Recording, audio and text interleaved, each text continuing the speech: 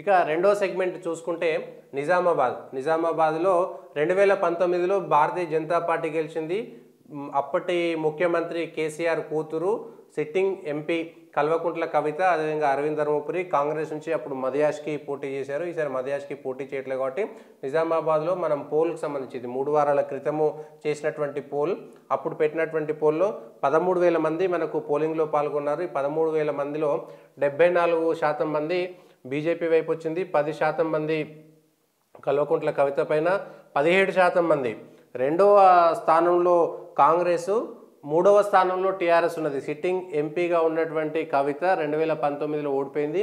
మొదటిసారి పోటీ చేసినటువంటి అరవింద్ ధర్మపురి పోయినసారి గెలిచారు 2019లో. అప్పుడు రైతులు కూడా పోటీ చేశారు, అనేక మంది పోటీ చేసి దేశంలో ఒక ప్రత్యేకమైనటువంటి చర్చ సాగింది. పసుపు రైతులు కూడా వందల మంది పోటీ చేయడంతో అది పెద్ద చర్చ సాగింది దేశమంతా కూడా.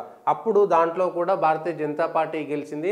సిట్టింగ్ ఎంపీగా ఉన్నటువంటి కవిత ఇప్పుడు ఎమ్మెల్సీగా ఉన్నారు.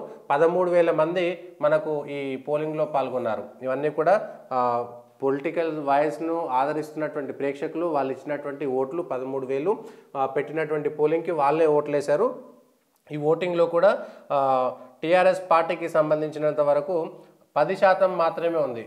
13,000లో 10% మాత్రమే బీఆర్ఎస్ ఉంది. సిట్టింగ్ ఎమ్మెల్సీ, అదేవిధంగా గతంలో ఎంపీగా పోటీ చేసి మాజీ ముఖ్యమంత్రి కూతురు, ఇప్పుడు అంతకుముందు ముఖ్యమంత్రి కూతురు, సిట్టింగ్ ఎంపీగా ఉన్నటువంటి అరవింద్ ధర్మపురి 74% ఓట్లతోటి ముందంజలో ఉన్నారు. ఇక్కడ 74% ఓట్లు భారతీయ జనతా పార్టీలో అరవింద్ ధర్మపురికి పడుతున్నట్టుగా మనకు 13,000 మంది వేసినటువంటి శాంపిల్లో 13,000 మంది ఓటింగ్లో పాల్గొంటే ఈ పోల్లో 74% వచ్చింది.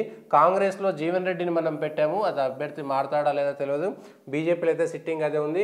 ఇప్పుడు బీఆర్ఎస్లో కూడా కవిత పోటీ చేస్తారా లేదా అనేటువంటిది ఒక చర్చ జరుగుతున్నది. టీఆర్ఎస్లో కేసీఆర్ కుటుంబం నుంచి ఎవరు చేయరు అనేటువంటిది ఒకటి వస్తే, ఇప్పుడున్న దాంట్లో కూడా 2 ఎమ్మెల్యేలు గెలిచింది, అదే ఆర్మూరు, దాంతోపాటు నిజామాబాద్ అర్బన్ కూడా గెలిచింది.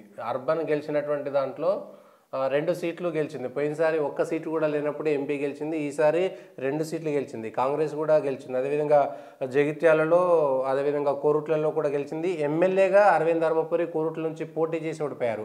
టీఆర్ఎస్ బాల్కొండలు కూడా గెలిచింది, ప్రశాంత్ రెడ్డి గెలిచాడు. అదేవిధంగా జగిత్యాలలో టీఆర్ఎస్ గెలిచింది, అదేవిధంగా కోరుట్లలో కూడా టీఆర్ఎస్ గెలిచింది. సో 3 స్థానాల్లో అది ఉన్నది, 2 స్థానాల్లో వీళ్ళు ఉన్నారు. 2 స్థానాల్లో కాంగ్రెస్ గెలిచినటువంటి సందర్భంలో ఎవరు, ఎందుకంటే బోధన్లో కాంగ్రెసే గెలిచింది. అక్కడ ఉన్నటువంటి 7 స్థానాల్లో బోధన్లో కాంగ్రెసే గెలిచింది.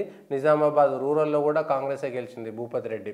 సో ఈ ఓటింగ్ పర్సంటేజ్కి వస్తే కూడా 2019, 18కి ఇప్పటికి 23లో ఉన్నటువంటి దాంట్లో బీజేపీ, కాంగ్రెస్, టీఆర్ఎస్ 2023 ఎన్నికల్లో 2023 అసెంబ్లీ ఎన్నికల్లో 3 పార్టీలు కూడా దాదాపుగా సమానంగా ఉన్నాయి. కానీ 3 స్థానాల్లో టీఆర్ఎస్ ముందంజలో ఉంది, 2 స్థానాల్లో బీజేపీ గెలిచింది, 2 స్థానాల్లో కాంగ్రెస్ గెలిచింది. కాబట్టి ఈ 3 అసెంబ్లీ ఎన్నికల్లో 3 కూడా సమానంగానే ఉంది. ఓటింగ్ పర్సెంటేజ్ ఒక ఎమ్మెల్యే స్థానం వీళ్ళు ఎక్కువ గెలిచారు, వీళ్ళు పంచుకున్నారు, అంగ అసెంబ్లీగా చెప్పుకోవచ్చు ఇక్కడ ఉన్నటువంటి స్థానంలో.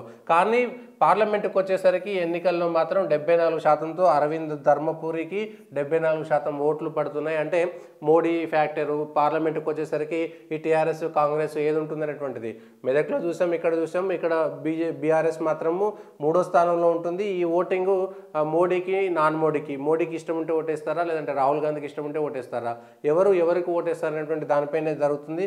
కవిత కూడా పోటీ చేస్తారా, అభ్యర్థులు అనేటువంటి మారతారా అనేటువంటి విషయం కూడా ఇంకా క్లారిటీ లేదు. కాబట్టి వాళ్ళు కూడా మారేటువంటి అవకాశం కనబడుతున్నది.